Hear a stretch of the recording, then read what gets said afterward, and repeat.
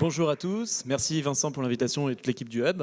Donc je suis venu aujourd'hui vous présenter l'initiative Merci Raymond que j'ai créée en 2015. Effectivement, c'est parti d'un constat qui est aujourd'hui largement partagé et même effectivement on a une chance aujourd'hui d'être dans le 8e et d'être un des arrondissements les plus verts de Paris. Mais globalement, Paris est quand même une des villes les moins vertes au monde avec seulement 7% des espaces verts par habitant. Et aujourd'hui, typiquement, on a mis quelques chiffres, mais on se rend compte qu'il y a un vrai besoin de se reconnecter à cette nature. Et c'est aujourd'hui la mission que s'est donnée Merci Raymond. Je vais rapidement vous faire le déroulé parce que c'est intéressant de réfléchir aussi c'est intéressant de mettre de la nature en ville, mais il faut effectivement y associer avec un modèle économique ou impliquer les habitants. On se rend compte qu'aujourd'hui, mettre du vert pour mettre du vert, ça ne sert à rien et au contraire, ça va créer un effet déceptif. Donc c'est important d'engager les communautés, de créer des groupes de jardiniers en ville. Et dans la ville de demain, on envisage une ville effectivement volontaire, résiliente. Je vais aussi vous partager tous les bienfaits que la nature permet en ville, que ce soit les bénéfices écologiques,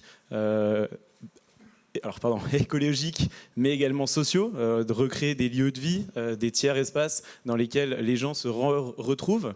De la création de Merci Raymond, il y a eu effectivement donc toute l'envie de lancer le projet sur Internet. On a aujourd'hui plus de 150 000 plantes plantées dans les villes et plus de 50 000 mains vertes stimulées, avec la chance d'avoir réalisé plus de 500 projets dans toutes nos actions et récemment un livre aux éditions Marabout.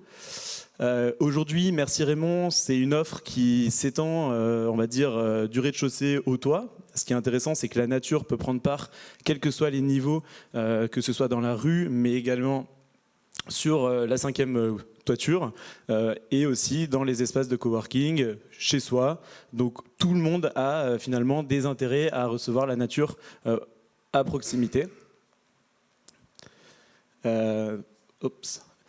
Parmi les grands projets qu'on a pu mener, donc on a été effectivement lauréat de Réinventer Paris 2 sur le site de la Marseillaise avec le promoteur GA Smart Building.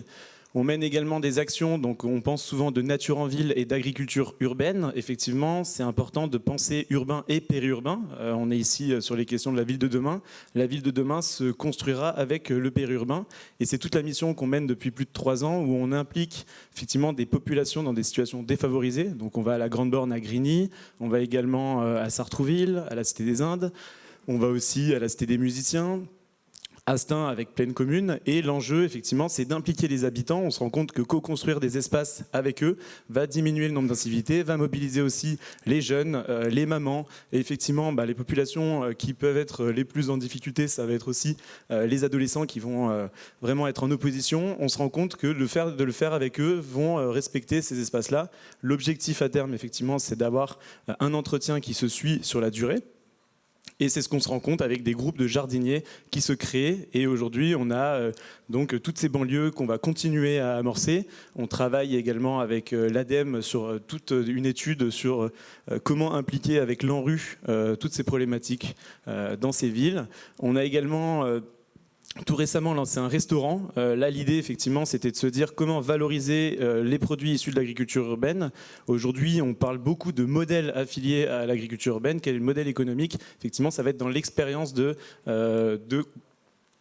d'alimentation, et notamment donc on a ouvert un restaurant dans le 11e arrondissement, et l'idée c'est de fédérer aussi les initiatives. Donc il y a Agricool, pour ceux qui connaissent, c'est des fraises qui poussent dans des containers. On a également les alchimistes qui viennent récupérer nos biodéchets, et l'objectif c'est de montrer qu'il y a des initiatives, et l'intérêt de ce projet là c'est effectivement d'avoir sur chaque plat le nombre de kilomètres qui ont été parcourus. Donc oui, on peut faire la transition écologique à travers l'alimentation, et notamment en diminuant l'impact carbone de la livraison des plats. On s'est rendu compte, à titre d'exemple, que sur ces enjeux-là, la problématique qui se posait dans les villes de demain, c'était aussi le système de logistique. Comment se faire livrer les produits issus de fermes à proximité de Paris. On travaille avec une ferme en permaculture à Bourron-Marlotte, à 3/4 d'heure de Paris. Donc, aujourd'hui, Merci Raymond, si on devait résumer tout ça, c'est effectivement impliquer l'habitant et le citadin dans sa transition écologique à travers l'expérience de jardinage, l'expérience de nature chez soi ou au bureau avec les notions de bien-être, mais aussi l'expérience gustative et alimentaire à travers une alimentation plus saine et plus responsable. Je vais vous passer une courte petite vidéo qui résume un peu nos actions.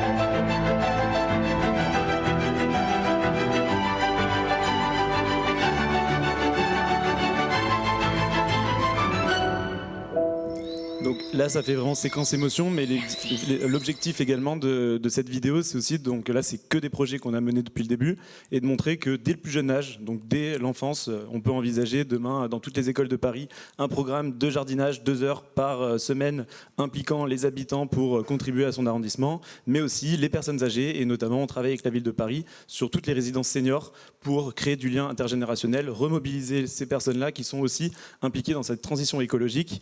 Et je vais passer le micro. Merci à tous et bonne journée.